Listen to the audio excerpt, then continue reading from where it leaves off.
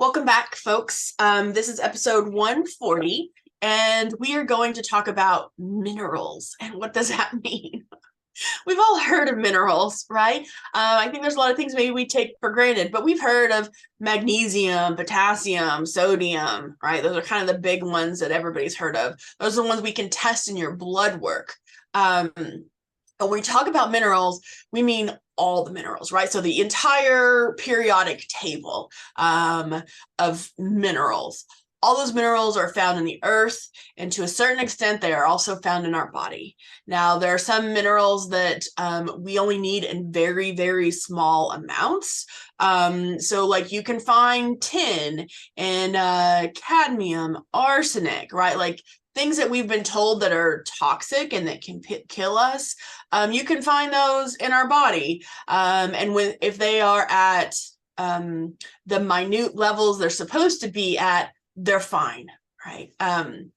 It's if they become toxic becomes the problem, then we move into kind of heavy metals issue. But I don't want to go there today. We're talking about minerals and why do we need minerals? Okay, so minerals are essential for our cells to work, period. Okay. The reason why we've heard of sodium and potassium are kind of at the top of the list and we test for them regularly is because almost all of our cells have these like sodium potassium pumps. Okay. And so in order for things to come into our microscopic cells, in order for them to take in water, take in glucose, right, excrete toxins, in order for our genes and our cells to replicate, and our genes to create those enzymes and proteins, we need those sodium potassium balance that create these pumps. All of our minerals are associated with a charge, right? So like sodium chloride, right, matches together because sodium chloride itself is neutral. Sodium by itself has a charge on it. Right, same thing like magnesium has a charge on it, and so I think magnesium's 2+. But so when you find a magnesium supplement, they often attach it to another molecule to make it neutral. Right? So that's why you can find so many different forms of magnesium. You can find magnesium citrate, magnesium oxide, magnesium malate, threonate, glycinate. There's a whole long list. Technically, you can find that with all of our minerals. Like you find that with zinc.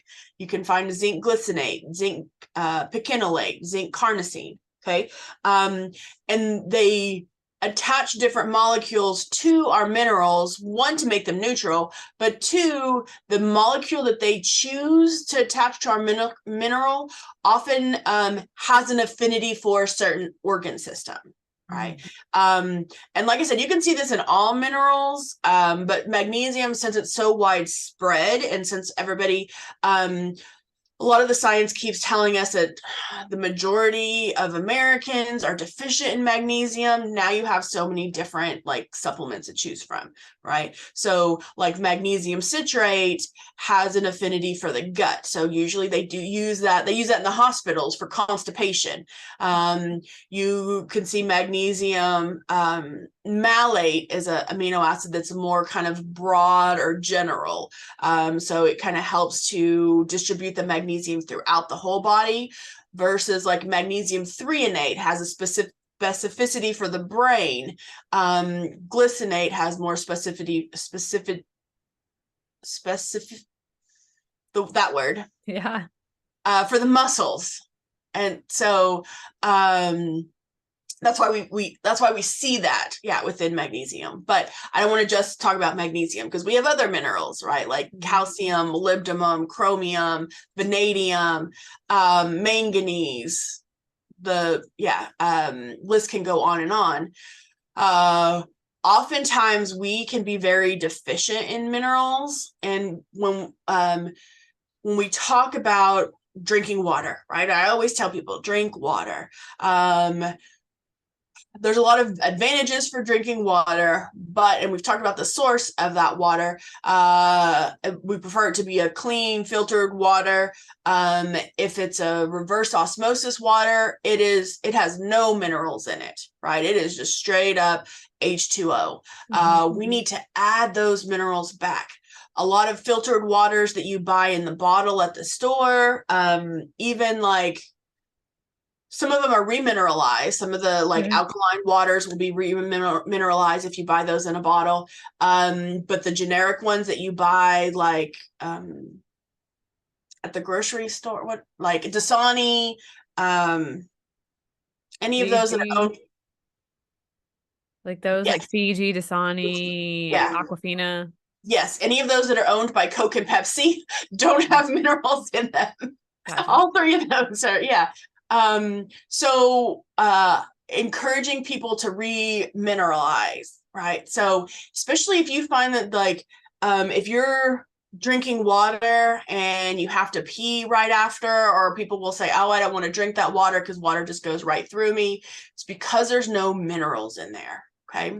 So I want to talk about specifically the different types of minerals that we can find. So we can add minerals into our water, in our beverages in a lot of different ways. Okay, there are things like elemental minerals. So this is my best example is iron. Okay, so if somebody is told, hey, you have anemia or you have an iron deficiency, go get an iron supplement. Okay, and you get an iron supplement either from the pharmacy or over the counter, and then it causes constipation. Oftentimes that's a ferrous sulfate. Those iron supplements are elemental iron. Okay, our body doesn't do elemental very well, so that's like saying, oh, start eating from an iron skillet, right? So then the iron, you'll get iron in from the iron skillet because it gets on your food. Yes, that's true. Now they still do this, but they started enriching foods with iron. So cereal and bread are the biggest culprits, right? Yeah. So cereals that say they're enriched with iron, you can actually take them. You can take the bag out of the box, like Cheerios, right? Everybody likes Cheerios. You can take that out of the box and you can hold a magnet to it and run it around that bag, and you will see iron shavings collect on the inside of the bag that attach to your magnet. Okay. Those are elemental iron shavings. Our body doesn't digest that well, right? Even though we have great stomach acid, it's not meant to dissolve metals that well. So we want to look for minerals that are in either plant-based. So you can get plant-based irons where the plants already do all the hard work for you, right? They take the iron, the elemental iron, out of the ground, out of the dirt. They do this with other minerals. They incorporate it into the chlorophyll, and then we eat that, and so then we have a more bioavailable, absorbable form of iron, right? So getting iron from foods like beets, right? People will tell you, oh, for potassium, get it from bananas, spinach, broccoli, things like that, because those are more easier for our body to absorb because the plants have already done all the work for us. Right. Yeah. Does that make sense? So then, so we like to avoid elemental irons or elemental minerals, iron included. But you'll also, so if you go to the health food store and look for minerals in a bottle, or if you have minerals in your multivitamin, those are another sources you can get. Oftentimes you can either get colloidal minerals or trace minerals, and I usually have people get them in the liquid form. Trace minerals, you have to be careful because you would like it to be from a plant source, because sometimes they will just take dirt and dissolve it into water, spin it down so it's dissolved really well, and then again you're eating very high, usually a decent quality, but mineralized dissolved solution, right? But it may not be plant-based. Right. And then colloidal minerals are those minerals that have been, remember I said those minerals have a charge, right? And so when they prepare colloidal minerals, they charge the water so that the minerals, the unbonded minerals will bind with water. So then the water kind of creates this capsule, if you will, around that mineral, right? So then technically it's a little bit easier to absorb as well. In the US, the cleanest minerals and the highest concentrated,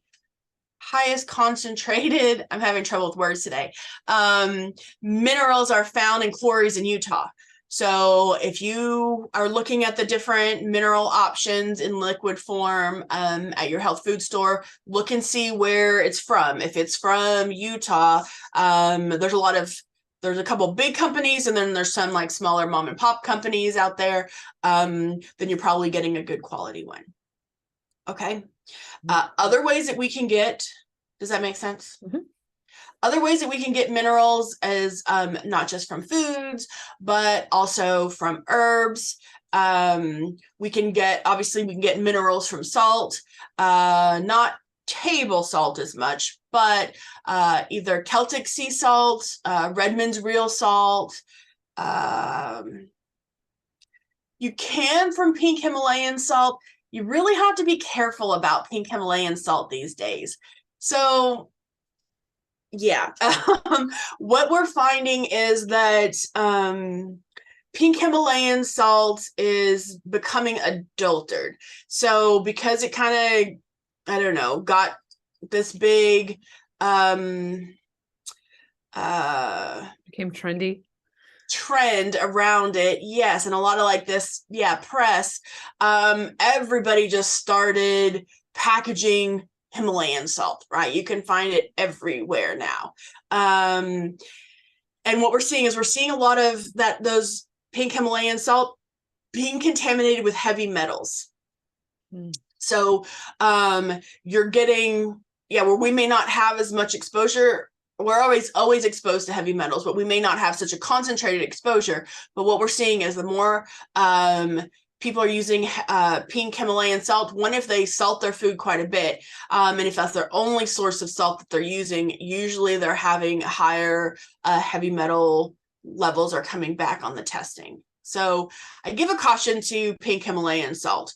But there are like black salt. It doesn't really look like it's getting adulterated, but there are a couple of companies out there you can find like real sea salt, right? And they will have the minerals in them. They usually have a lot of those trace minerals, and they're usually already kind of dissolved because they're dissolved in the seawater, right? So they're already dissolved, and you don't have to do an additional process of like making them a colloidal mineral. But so I feel like maybe we've talked about this before, but so you can add a pinch of salt, these clean forms of salt to your beverages. You can make what we call a soleil.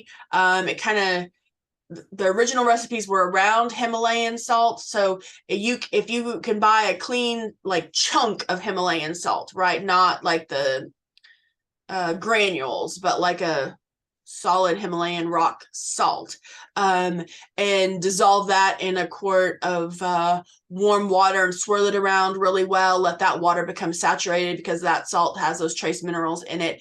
And then take a teaspoon of that every day and put that in your beverages. Oh, yeah.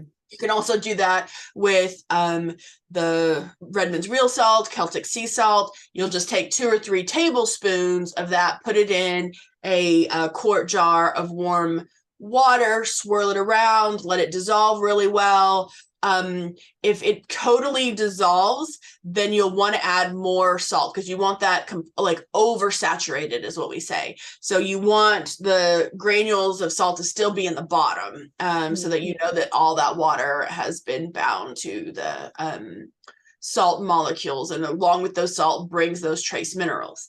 And so increasing those, and you can use that in your like to season with as well, right? Like you can use a little bit, a couple drops in like your eggs in the morning or in your soup, or mix it in with your tea. So you don't just have to drink that, but you can also use that to season with, and it'll be a little bit more available to you getting those minerals in. There are also some great herbs that we can add that are very high in minerals. So the top of the list is nettles.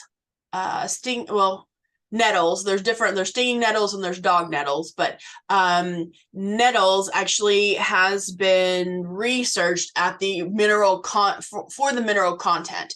So they found it very high in calcium, B vitamins as well, and a little bit of vitamin D, but calcium, magnesium, again, potassium, and I don't remember the other two off the top of my head, but it's kind of exciting because, they don't always do a ton of research on herbs, but it is exciting when they do research on herbs and you're like, oh, look, they took the time to figure out, the mineral content of this specific herb. Yeah. And so that's, So could you take nettle tea then? Because I think there's a good tea brand that makes nettle tea. Yes. Yep. Yeah. So you can do nettle tea, especially in the summertime when people lose a lot of electrolytes. I have people consider doing like a nettle lemonade, because you also have, the acidity from the lemon and a little bit of the sweetness from the honey, to also get those into the cells a little bit better. But okay, it's also high in copper and manganese, zinc, and I already said the other ones. Selenium. I already said the other ones. Iron. So boron, iodine, copper, and sulfur. Yeah. So yes, nettle tea is fantastic. Some of the other ones are things like horsetail, equisetum. If you guys are familiar with horsetail. So we usually do horsetail in formulas to support our bones because they're high in minerals. Okay. So horsetail is very kind of high in silica as well. So it's another mineral that our bones need. So you can do horsetail tea as well. So some of these things with the herbs, you can also do I was going to say you could also do a tincture and then dilute that to make a tea. Yeah. But if you have the herb, the dried herb, if you're trying to get the mineral content, steeping it longer is going to be more beneficial. So like for nettles, we usually steep for at least 12 hours, but 24 hours is preferred. So you make the water up hot and then pour it over the plant material, and then I just leave it in my French press overnight. Yeah. Gotcha. And then on the counter, but you can put it in the fridge if you're more comfortable with that, if you want it cold, and not room temperature then the next day. But let's see, dandelion greens. It's almost dandelion season. I saw dandelions on my walk the other day. But dandelion greens, again, you want them to be from a clean area, right? So be careful where you pick your dandelion greens. Don't pick them up next to the dump, or be careful picking them up on the side of the road, because again, they're going to get a lot of the exhaust. But dandelion greens are awesome at getting those minerals from the dirt, right, for you, and doing all that hard work. And so sometimes you can find dandelion greens at Sprouts, but that's a great way to get minerals in. You can also make a tea with the dandelion. It's not as bitter as if you make it from the root, or when you cook it down, but that's also a very good source of minerals. So I just want to give you guys some ideas to get started to get minerals in. Oh, thank you so much. You're very welcome. Yeah. I guess I should have said at the beginning, oftentimes when we're deficient in minerals, a lot like if we're deficient in vitamins, we may not always, like come up on lab tests, but you just may not either be recovering as quickly, or you kind of, can have a little bit of that fatigue, especially if people have like muscle cramps, or you have a tendency, if you're working out and you feel like kind of your muscles take a little bit longer to recover, minerals are going to be so beneficial by incorporating those into your body. Now, everybody needs minerals, but sometimes, when we stress the body, is really when we start to see, oh, okay, you can see those kind of deficiencies come to the surface to kind of help to get a gauge. So even though, we may have mineral deficiencies and we may not always like recognize those symptoms, when you stress the body, oftentimes that's when we start to see, recognize those symptoms. So, yes. Cool. Okay. Perfect. Awesome. Yeah, I want to take a moment to just let you guys know again, we are offering a retreat in Sedona, May 5th through the 7th. It's all about, it's luxury, it's about energy, it's about healing and taking a break and just connecting to yourself, your body, connecting to the energy that's in the earth and in your body, I guess. Am I describing it well? Yeah. Yeah. Yes. It's going to be an amazing weekend. Dr. Carmen and I are going to be hosting it with 8 other women in just this very beautiful place in Sedona. We're going to have lots of like little learning things and delicious, amazing food. And we're going to be active to some degree because we're going to go experience the vortexes. Yeah, so we would just love for you to invite you guys if that's something you're interested in. The link is in the show notes. And all the information that you need there is in that link. So make sure you check that out if you want a space, because it's first come, first serve. So the first 8 women that pay their deposit are going to be the women that go. So don't miss out on this. Yes. It's going to be an exciting weekend. It is. Yeah. All right. See you guys later.